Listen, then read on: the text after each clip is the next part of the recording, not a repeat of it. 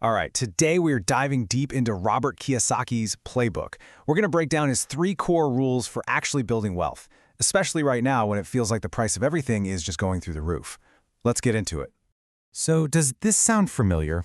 You're working your tail off, maybe you even got a decent raise, but when you look at your bank account at the end of the month, it just doesn't feel like you're getting ahead? Well, you're not going crazy. There are these 2 invisible forces, inflation and taxes, that are constantly, quietly, eating away at what you earn. You see, Kiyosaki's whole argument is that the advice we've all been given, get a good job, work hard, save your money, it's completely outdated. It's actually a trap. The system itself is designed in a way that makes it almost impossible to get ahead just by working harder. Let me show you what he means. Okay, check out this real-world example Kiyosaki gives. He talks about a doctor who was on top of the world because he finally hit $1 million in income for the year. But then, the gut punch. When you look at the taxes he paid, a whopping $750,000. Think about that, 75% of his income just vanished, gone, before he ever got a chance to spend. And that doctor's story really gets to the heart of it.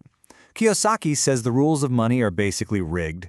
The 2 things you're told to do, earn a high salary and save money, are the very things that get hit the hardest by the system. But here's the twist. The rich don't play this game. They use a completely different rulebook. And that brings us to his first and probably most shocking rule. You have to learn how to use good debt. Now, for most of us, debt is a 4-letter word, right? It's something to avoid at all costs. But for the wealthy, it's actually one of their most powerful wealth-building tools. So how in the world does that work? Well, instead of earning that $1 million and getting slammed with taxes like the doctor, Kiyosaki would take that same million and put it into an asset, like real estate. Now, because the bank loves that kind of collateral, they're happy to lend him another $4 million on top of it. All of a sudden, he's controlling a $5 million asset.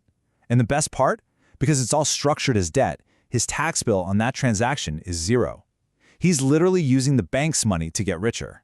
And this just perfectly sums up his rich dad's whole philosophy. It's the same exact things, debt and taxes, that are crushing the average person. But they're the very same tools the rich are using to slingshot their wealth forward. It's just about knowing the rules of the game. So if Rule 1 is about how you buy things, Rule 2 is all about what you're supposed to be buying. And this all comes down to one thing, building true assets. It starts with some super basic financial literacy that, let's be honest, most of us were just never taught in school. According to Kiyosaki, your entire financial world, everything, can be broken down into just these 4 boxes. The real key to getting wealthy isn't just about cranking up your income. Nope. It's about understanding and controlling how money moves between these 4 areas. If you can master that flow, you can master your financial destiny. Now this right here might be the single most important slide. You have to burn this distinction into your brain. Forget all the complicated financial jargon, it's this simple. An asset puts money in your pocket. A liability takes money out of your pocket. Now look at that list of liabilities. See that one? Your own house. Why? Because every single month you're paying the mortgage, the taxes, the insurance, the upkeep. It's constantly taking money from you. And here's the definition in its purest form. The magic words here are whether you work or not.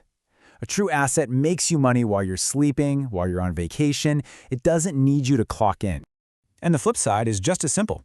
If it costs you money every month just to own it, it's a liability. End of story. Getting this clarity is the absolute foundation for everything else. See, when people don't get this fundamental difference, they get stuck in what he famously calls the rat race. What happens is you get a pay raise, and what's the first thing you do? You buy a bigger house, a nicer car, bigger liabilities. So your income goes up, sure, but your expenses go right up with it. All that new money just flows straight back out the door to pay for your new stuff. It's like trying to fill a bucket that has a giant hole in the bottom. Okay, so we know we need to use debt to buy assets. But in a world where money itself is losing value, what kind of assets should we be buying? This leads us straight into Kiyosaki's 3rd and final rule. You gotta invest in real, tangible things. This requires a total shift in your thinking. You have to stop focusing on just trading your time for a bigger paycheck. Instead, every dollar you get should be seen as a little soldier you can send out to buy or build assets that bring more money back to you. That is the only way to escape the trap of working for money. And Kiyosaki definitely puts his money where his mouth is. He has zero trust in paper money. He takes his cash and immediately converts it into real assets he can touch, like silver. He was buying silver when it was around $1.40, and he watched it shoot up to over $16. That's an 11-fold return, not because silver got magically better, but because the dollar got dramatically weaker. To make this super simple, think about it like this. In Thailand, a generation ago, you could get a big, delicious bowl of noodles for under 10 baht. Today, that same 10 baht won't even buy you half a bowl.